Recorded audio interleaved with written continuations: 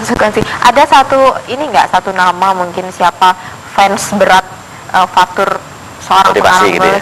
Siapa? Kalau guru saya pribadi banyak, di pesantren itu banyak. Seperti Ustadz Mubarok Yasin. Beliau asal Madura, kemudian mondoknya di Lirboyo dan jadi guru di Tebireng. Saya belajar dari beliau. Juga ada Ustadz Umbaran dan lain sebagainya banyak. Kalau dari penulis luar, saya lebih terinspirasi dari Handria Hirata. Itu karena mbak saya dan kakak-kakak juga hobi membaca. Akhirnya saya pinjam bukunya, saya tertarik. Akhirnya sampai baca edisi terakhir itu, sampai Edensor dan lain sebagainya. Tadi dibilang kakak-kakaknya juga hobi membaca. Iya. Berarti memang ada turunan suka membaca dan menulis begitu? Iya juga sih. Berapa bersaudara sih? 9. 9 bersaudara? Iya. Fatur nomor? Terakhir. Paling akhir. Iya. Kemudian support orang tua gimana, Tur? Ya luar biasa, sangat mendukung. Ketika itu dulu SD saya juga udah langganan majalah Bobo setiap Kamis dari bapak, dari ibu. Kemudian kalau hari Jumat, ibu itu pesen kalau habis Jumatan tolong bawa khutbah Jumatnya itu kan ada selembaran, ada dibaca. Dan dari situ kita juga anak-anak diwajibkan membaca. Semua ya, kakak-kakak juga ya. Baik, semua ada di Jombang juga, Tur? Oh enggak. Pencar-pencar. Ada yang di Jakarta, ada yang studi di Jerman dan di Rembang. Ya, banyak di Jakarta. Oke.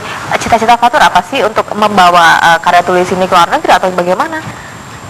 Cita-cita saya menulis, terus menulis novel ya. Dan terutama saya ingin melanjutkan yang ini. Ini ternyata tanggapan para pembaca ini masih ngambang endingnya. Jadi harus diselesaikan lagi.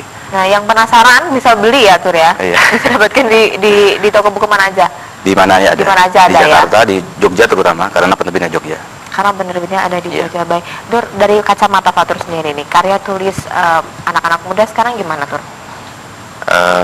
Saya terus mengikuti di Kompas ya, terutama di Kompas kalau hari Selasa itu ada apa namanya?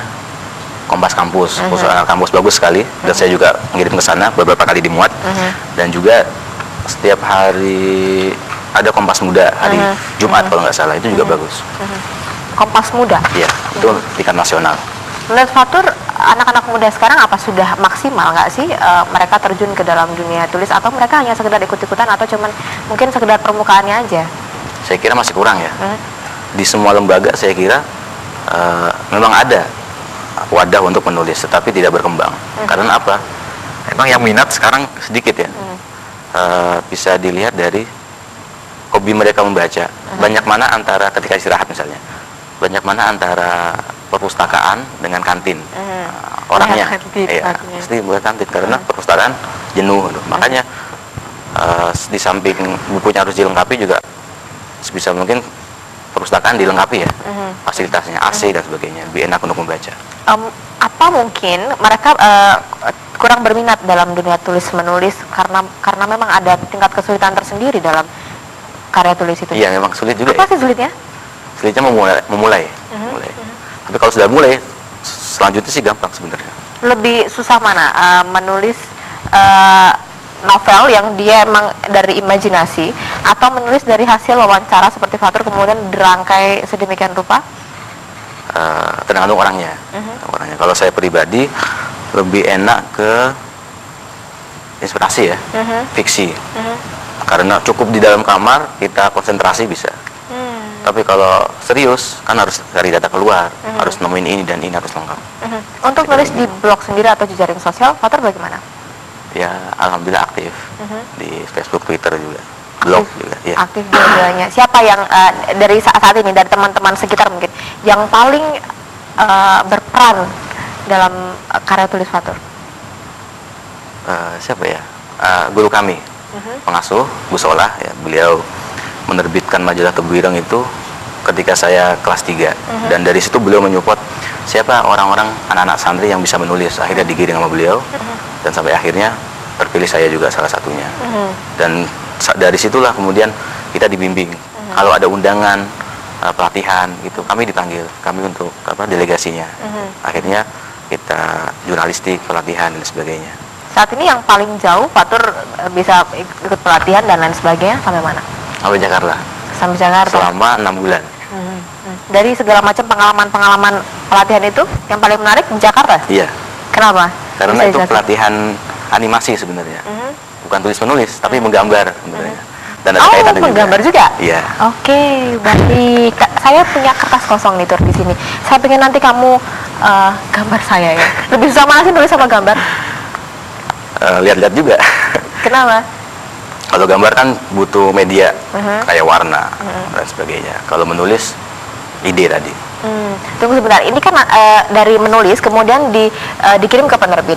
Dikirim ke penerbit itu sudah ada gambar atau apa dari Fatur atau bagaimana? Yang ininya belum. Kita cuma ngetos tulisan aja.